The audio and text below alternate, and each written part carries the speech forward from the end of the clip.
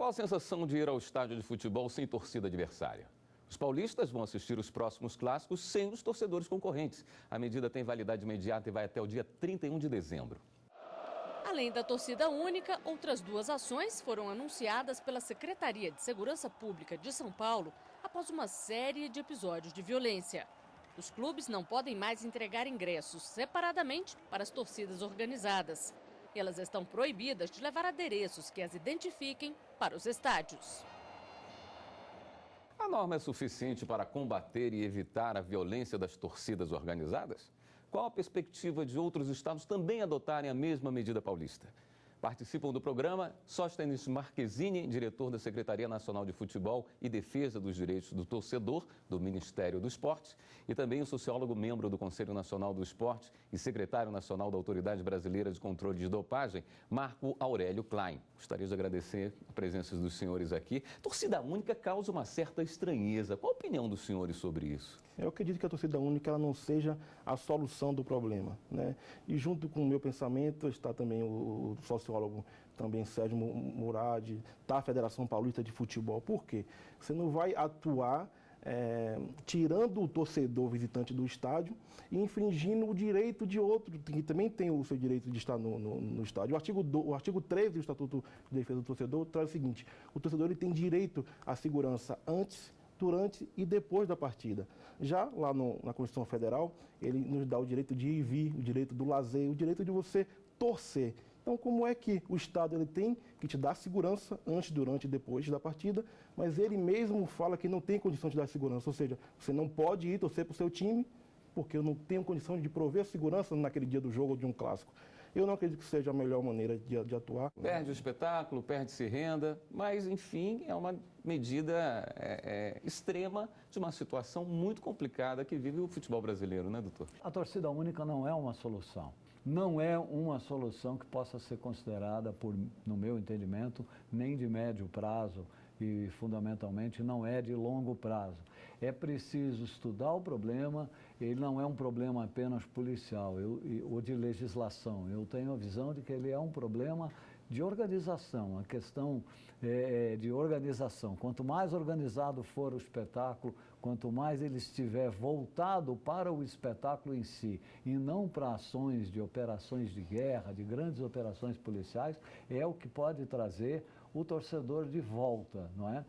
E há um exemplo extraordinário disso. Nós temos estádios da Copa do Mundo que trouxeram ao Brasil, que é uma prática recorrente na Europa, sobretudo na Inglaterra. Não há alambrados. E desde que os estádios estão sendo usados, inclusive nos nossos clássicos e nas partidas normais, não houve invasão de campo. Então isso prova que é possível, num estádio moderno, com um espetáculo bem organizado, ter o futebol sem invasão de campo, mesmo sem ter alambrado. Onde tem alambrado, as pessoas pulam alambrado. Eu já vi torcedor pular alambrado de arame farpado. Tão drogado que estava, não é? Se cortar todo, mas pulou o alambrado, pula o fosso, porque é um espetáculo desorganizado, criou-se um clima de guerra, um clima de insegurança. Para o torcedor comum, para as famílias, para os pais, aquilo parece apenas que o futebol é uma terra sem lei. O senhor lembrou dos Jogos da Copa do Mundo, e eu me recordo que na Copa realmente não tivemos problema, era uma situação até então impensável para quem vive tanta violência no estádio, você unir torcidas, um sentar ao lado do adversário e tal, e realmente não tivemos problemas, mas no primeiro jogo após a Copa do Mundo, aqui no estádio de Brasília, nós tivemos problemas com torcidas organizadas. Será que a Copa do Mundo não teve esse tipo de problema por não haver as organizadas? Copa do Mundo tem um público diferente, não é? No Brasil particularmente e mesmo torcedores brasileiros que vão a outras Copas do Mundo. Mas nós poderíamos olhar o exemplo da Copa do Mundo, por exemplo, na Alemanha. Tinham lá 150 mil ingleses divididos pelos estádios, que são torcedores, é o torcedor comum que vai ao futebol, foi diferente da Copa no Brasil, que uma parte grande da torcida que esteve nos Jogos do Brasil, ou em outros jogos, não era o torcedor comum do estádio. Mas na Copa da Alemanha era, tanto entre holandeses, quanto alemães, quanto os ingleses eram o torcedor comum. Mas o conjunto de organização do espetáculo torna a margem de possibilidade dos confrontos e das brigas muito menor, porque há um trabalho de inteligência, de coordenação. Nós temos aqui o que, em São Paulo particularmente, no Rio não é assim, que para mim parece absurdo, a polícia discute o plano de segurança com a torcida organizada. Isso tem o menor cabimento, não é? No Rio já não se faz isso, não se faz em outros países também. Então, o planejamento, a coordenação entre as diversas áreas, volta ao começo, a organização do espetáculo. Um espetáculo organizado. Costumo usar como um exemplo o jogo Corinthians e River Plate. O Corinthians foi eliminado de uma Libertadores. O telespectador que nos assiste vai lembrar, houve uma tentativa, o Corinthians foi desclassificado, houve uma tentativa de invasão do gramado. Eu estava lá, eram cerca de 300 os torcedores que queriam invadir o gramado. E por uma ação correta da Polícia Militar à época e um senso de última hora de juízo desses torcedores, eles não invadiram. Tinham 38.500 torcedores corintianos no Pacaembu naquela noite. 38.200 administraram a sua frustração com aquela desclassificação terrível e foram embora para casa, uns tristes, outros chorando, etc. E 300 tentaram invadir. Sempre se discutiu os 300. Está na hora de nós olharmos os 38.200, que não vão lá para invadir, não vão para brigar, não vão agredir as pessoas na rua. O foco precisa ser neste torcedor comum. O Estatuto do Torcedor, ele olha para os 38.200 ou para os 300 que querem invadir o campo? Olha, o Estatuto do Torcedor ele trabalha o torcedor como um todo. Tanto as torcidas organizadas, através da Lei 12.910, ele já trouxe... No segundo momento, né? Exatamente, ele trouxe as torcidas organizadas, a nomenclatura da torcida organizada. Porque antes a Constituição já previa, na verdade, você poder se associar livremente para atos pacíficos e tudo. Só que a nomenclatura da torcida organizada, como atuar com ela, quais são as responsabilidades cíveis e criminais que ela tende também a receber, ela veio na alteração do Estatuto de Defesa do Torcedor. Já voltando para a Copa do Mundo um pouco, eu acredito que as forças de segurança, a nível nacional também, a CBF, as federações, todos os órgãos e entidades ligadas ao futebol atuaram de forma com interação, né? Eu acho que isso que fez com que o futebol e a Copa do Mundo no Brasil fosse segura e não tivessem tantos incidentes de violência. Acontece que essa na verdade, o grande desafio que nós temos hoje. Inclusive, a Comissão Nacional de Prevenção da Violência e Segurança nos Espetáculos Esportivos, que é a Comissão Paz no Esporte, que ele fez um relatório brilhante lá em 2006. É um documento e é um livro que é obrigatório. O relatório CLAI, que foi conhecido como o relatório da Comissão Paz no Esporte, é, na verdade, o primeiro grande estudo sobre torcida organizada, sobre como atuar nisso, com reflexo lá na Inglaterra. Ele visitou a Inglaterra junto com a comissão, teve mais de 25 visitas, que fez com que esse relatório gerasse subsídios para que hoje nós pudéssemos, como por exemplo, vamos estar lançando o guia de padronização e recomendações para a atuação da segurança pública nos eventos de futebol. Então isso você vai ter quem participa do plano de ação geral, quem participa do plano de ação especial. E discordando já um pouquinho do que ele falou, eu sou a favor de que a Polícia Militar e todos os órgãos também conversem com as torcidas organizadas. Essas são as reuniões preparatórias. São reuniões que são pré-jogo, geralmente 72 horas antes do jogo, e ele vai lá e conversa com a torcida organizada. Quantos ônibus estão vindo? Olha, vocês vão vir de que ponto? Se você me permite uma parte, entendo outro erro, não é? Escolta é para chefes de Estado. A torcida organizada paga menos, prejudica o espetáculo com o risco da violência, assusta o torcedor comum, não é? Diferentemente do primórdio da torcida organizada, da beleza, da música, da bandeira. Eu digo ao modelo do que chegamos hoje, num rastro de mais de 100 mortes num período muito pequeno, e ela então tem todos os privilégios. O torcedor comum tem dificuldade para chegar ao estádio, quando para o seu carro leva o achaque do flanelinha, não é? O transporte coletivo é comprometido pela violência, e o torcedor organizado, que põe tudo isso em risco, que cria o clima de guerra e que afasta o torcedor comum do estádio, ele tem ônibus, tem escolta para dentro do estádio, isso não tem o menor cabimento. Mas então, me permita também, basta ouvirmos a experiência do Coronel Fiorentini, que era o comandante do grupamento especial de policiamento em estádios lá do Rio de Janeiro, como era antes e como é hoje com as escoltas. Eu não quero dizer que a torcida organizada ela tem que ser escoltada ou não, mas antes era um terror nas ruas. A torcida ela não tinha um controle. Hoje não, você sabe que você vai andar por aquela rua, você vai estar daquela maneira, tantos quilômetros, você pode fazer isso, aquilo, outro, porque é tudo organizado na reunião preparatória com a Polícia Militar. Não é voltado para discutir comportamento, e sim para estabelecer as regras, para aquele espetáculo específico.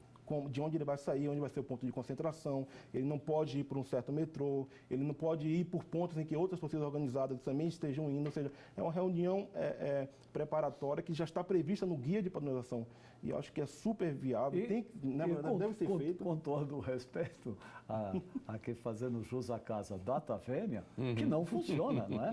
Porque com tudo isso, as mortes estão acontecendo no caminho do estádio, pondo em risco a vida de pessoas. Você não sabe de onde vem a violência. Alguém simplesmente tira uma bomba de fabricação caseira. Quando mostrei aos ingleses o que era uma bomba de fabricação caseira, eles tomaram um grande susto, nunca tinham visto isso numa coisa relacionada ao futebol, embora com graves problemas lá no hooliganismo. Como eles enfrentaram isso? Percebendo que não era uma discussão policial somente, era uma discussão sobre organização, sobre comprometimento da sociedade, uma política de Estado para erradicar a violência do futebol que eles viram como uma doença que vinha destruindo o esporte criado por eles. E o sucesso é total, eles realmente tiveram muito sucesso nisso. E quebrando, quem chega a um estádio inglês hoje vê a participação da polícia muito discreta, não é uma participação de uma operação de guerra, pessoas vestidas para combate, não é? Então é um espetáculo civil, para civis, para uma operação. Eu aposto muito que é uma questão fundamentalmente de organização, mas não tem solução simples, não é uma coisa que algum gênio vai achar e fazer uma canetada, uma solução. Não tem licença para os senhores para ir para um rápido intervalo. Nós voltamos dentro desse tema e eu vou correr o risco de também ser simplista. É só acabar com as organizadas? Nós vamos para um rápido intervalo e voltamos já para conversar mais sobre torcida única. Fique com a gente. Estamos de volta com o Fórum. Eu gostaria de voltar com aquela pergunta que eu havia feito no final do primeiro bloco. É só acabar com a torcida organizada e resolvemos o problema da violência no futebol? Não, eu certamente não. E certamente isto nem é possível, porque há a possibilidade da livre associação. É tornar o espetáculo organizado que estas pessoas todas possam conviver com o futebol pelo espetáculo do futebol e não pelo campo de batalha.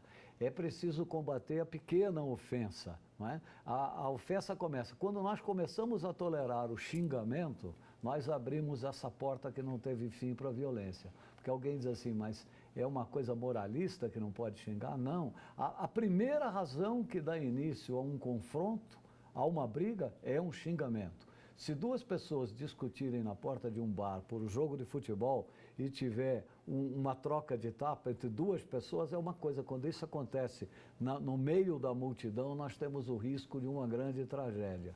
Então, o que acho é que a pequena violência, o xingamento, o empurrão, a agressão, os cânticos de morte, vai morrer, isto é que precisa ser combatido. Não é uma questão de fecha a torcida organizada. É trazer o espetáculo ao que ele foi antes, ao que eu vivi na minha geração, de não ter nenhum problema de frequentar estádio, tanto no Rio quanto em São Paulo, onde tive a oportunidade de viver, e em Fla-Flu, em Corinthians e Palmeiras, em que podia ter pequenas rusgas, mas nunca uma violências que levassem à morte, mortes de grande violência, de grande agressividade. Doutor Sóstenes? Eu acho que acabar com a torcida organizada seria um grande erro. Um grande erro porque já tivemos experiências com isso. Acabamos com a torcida, por exemplo, da Mancha Verde. Sim, do Palmeiras. Dias depois foi criada a Mancha Alviverde. Então, na cara do poder público, na cara da sociedade, uma nova torcida com os mesmos membros, com as mesmas pessoas, foi criada e manteve as suas atividades. A questão não é acabar com a torcida organizada, a questão é você punir aqueles 5, 7% das torcidas organizadas, aquela sensação de impunidade. Sim. E que pode fazer reiteradamente e nada acontece. Aquela coisa de que você só vai lá preenche aquele termo circunstanciado ou, de certa forma, vai para o juizado especial, mas nada acontece. Se incomoda muito quando você vê uma reportagem falando de uma briga que aconteceu hoje, onde estava envolvido aquele rapaz que estava na briga da semana passada, que está envolvido na morte do menino. Quer dizer, são as mesmas pessoas sempre... Exatamente. A violência, na verdade, na torcida organizada é nada mais nada menos do que o reflexo da violência na sociedade. Você não pode extirpar a torcida organizada, porque isso vai acabar. Não vai acabar.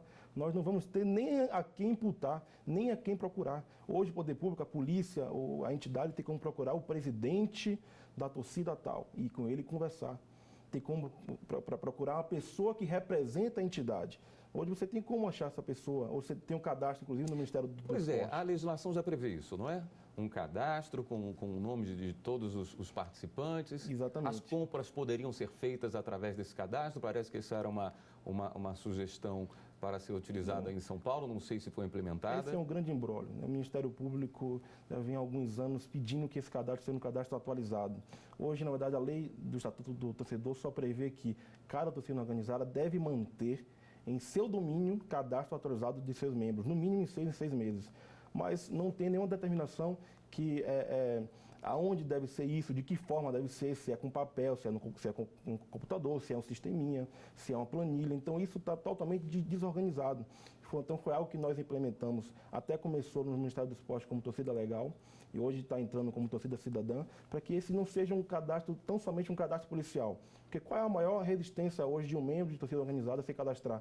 Eu vou me cadastrar com um cadastro que é um cadastro policial, que eu posso estar suscetível a punições de coisas que eu nem participei. Então, esse é o grande conflito das torcidas organizadas em não fazer o seu cadastro. Entendo. Mas exatamente é isso que precisa ter, a regulamentação do Estatuto do Torcedor, para que esse cadastro seja feito no âmbito da federação ou no âmbito do próprio Ministério do Esporte. A Federação de São Paulo, ela vem fazendo uma prática muito boa em relação a isso. Ela conseguiu cadastrar cada torcedor organizado, cada um com o seu cartãozinho. Ele entra na catraca específica, ele acessa o estádio tão somente com aquele cartão. Eu sou a favor, inclusive, da medida que foi feita lá em São Paulo, de que seja feita a venda online, né?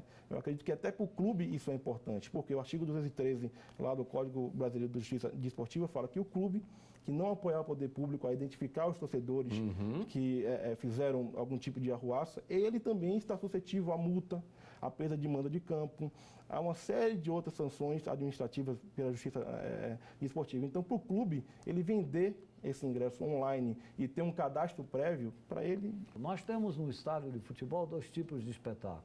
Um show de rock, então vão os Rolling Stones, que é um show inteiramente privado, e a organização é total.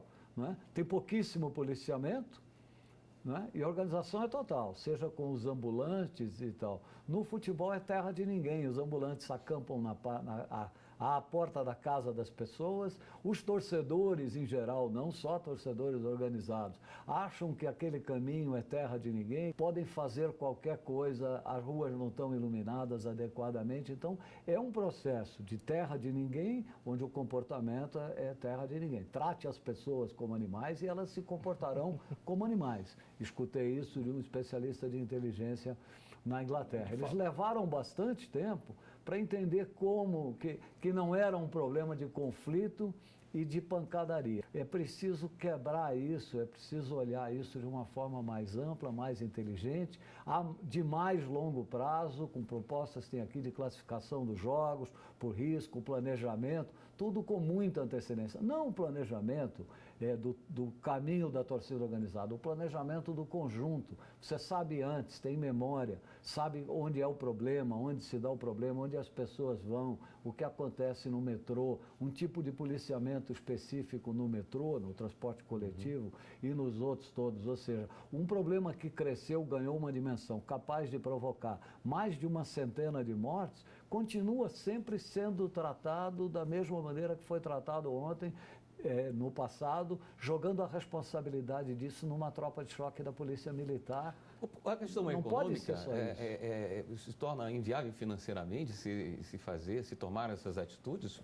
Por que sabendo alguns pontos que poderiam diminuir muito os problemas nos estádios, essas ações não acontecem. É o que eu falo. Voltando àquela questão do clube, que não foi, eu não quis imputar a responsabilidade para o clube, eu tão somente falei que com o ingresso sendo vendido online, com o prévio cadastro da torcida organizada, isso iria auxiliar e muito na questão da identificação dos torcedores que estavam ali. Hoje é um grande anseio do Ministério Público saber quem entrou, e identificar, para saber depois se aquele rapaz tem algum antecedente criminal e pode atuar de alguma forma. Porque o artigo 2º do Estatuto do Defesa do Torcedor fala responsabilidade para a prevenção da violência no futebol.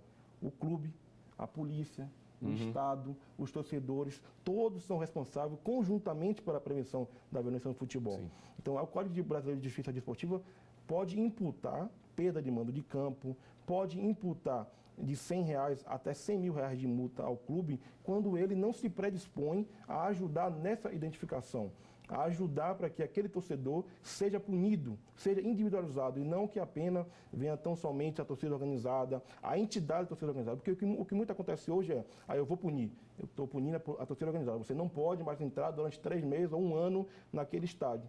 Mas os torcedores vão sem a camisa da torcida organizada, eles vão sem se identificar e fazem a mesma arruaça. Então isso não tem sido uma medida, um ato efetivo, eficaz. Eu vi que uma das medidas tomadas em São Paulo era justamente acabar com essa identificação, não poder levar faixa, não poder levar a camisa da torcida organizada.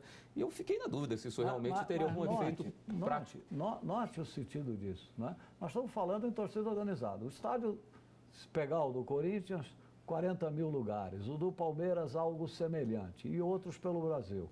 Quantos de torcida organizada tem lá no jogo? 2 mil? 3 mil? Nós estamos falando dos 2, 3 mil, não estamos falando dos outros 37, que não tem nenhum problema com isso e que não põe em risco os outros. Então é preciso muita atenção de que nós falamos sempre de torcida. Dizem que o Flamengo e o Corinthians têm aí acima de 30 milhões de torcedores ou de simpatizantes. A maior torcida organizada do Corinthians tem 60 mil, as outras têm 10, 15, 20 mil. Nós estamos falando de milhões de pessoas e discutindo sempre um universo muito pequeno, discutindo o destino e o dia a dia. Qual é a resultante disto? O Brasil, no Campeonato Brasileiro da Série A, tem menos de 30% de ocupação da capacidade instalada dos estádios. A Itália e a Argentina têm quase 50%, a Espanha tem 77% ou 78%, a Alemanha tem 84%, os ingleses que resolveram o problema do hooliganismo têm 94%. Isto significa que clubes jogam em estádios cheios todas as suas partidas do ano, não só do campeonato, da Copa, todas as partidas do ano. Um clube como o Manchester United, vale para todos os outros ingleses, lota literalmente, vende 96%, 98%, 100% dos seus ingressos em todas as suas 30 ou 30 e poucas partidas por ano, não importa o adversário. Pode ser o adversário pequenininho, lanterna do campeonato, pode ser o seu grande rival do clássico, um Liverpool, um Arsenal. Em todas as partidas. Por quê? Porque ir ao futebol virou um prazer, um espetáculo que você leva a família. Acabou o problema de se preocupar com o hooligan. Hoje as torcidas organizadas representam o terceiro maior movimento social do Brasil. Isso já são dados concretos. Inclusive nós, enquanto Ministério do Esporte, incentivamos a criação de uma associação para reuni-los. E ela hoje é presidida pelo André Azevedo, né, que se chama ANATORG, Associação Nacional das Torcidas Organizadas. Eu acredito que a grande solução está na promoção do diálogo. Nós, no último ano, nós fizemos o Seminário Nacional das Torcidas Organizadas, fizemos visitas técnicas em mediação de conflitos regionais, indo em cada estado, em cada cidade, entendendo qual é o conflito, o que é que está acontecendo ali em Aracaju, o que é que está acontecendo ali em Santa Catarina, onde é que está tendo discriminação, onde é que a violência é por causa de crime organizado, onde é que não é. Então não dá para você generalizar. Hoje nós estamos em um país continental em que cada local tem um problema em relação à torcida organizada. Cada um tem um motivo, cada um tem um porquê. Você tem que estudar o âmago, estudar todo o histórico disso. Então, hoje, a torcida organizada, através da ANATOG, ela é representada por André Azevedo, muito bem representada, inclusive, e tem promovido esse diálogo. Antes não havia a possibilidade da torcida organizada conversar com o promotor do Ministério Público, ele não conversava com o comandante da Polícia Militar. Então, esse é um grande trabalho, a promoção do diálogo, e consideramos a torcida organizada como um movimento social, que ela precisa, sim, de inclusão social, não de exclusão. Então, a partir do momento que você vai e varre ali para trás ou para debaixo do tapete, você só está potencializando o problema. Porque o problema ele está ali no bairro, ele está ali na periferia, ele está ali, por exemplo, a torcida única. O torcedor ele não vai para o estádio, mas ele vai estar assistindo junto em um bar, porque a torcida organizada eles querem fazer tudo em conjunto. Então, só transferiu o local da violência. Só transferiu. Perfeito. Bom, eu gostaria de agradecer imensamente a presença dos senhores aqui. Infelizmente, o programa chegou ao final, tinha muito mais perguntas e muito mais para aproveitar da experiência que vocês têm com o futebol. Espero que a gente tenha dias melhores para os nossos estádios. A gente fica por aqui com o Fórum. Hoje nós conversamos sobre torcida única em jogos de futebol. Participaram do programa Sóstenes Marquezine, diretor da Secretaria Nacional de Futebol e Defesa dos Direitos do Torcedor do Ministério do Esporte, e o sociólogo, membro do Conselho Nacional do Esporte e secretário nacional da Autoridade Brasileira de Controle de Dopagem, Marco Aurélio Klein. Se você quiser acompanhar esta e outras entrevistas, acesse o site da TV Justiça, tvjustiça.jus.br. Até o próximo programa.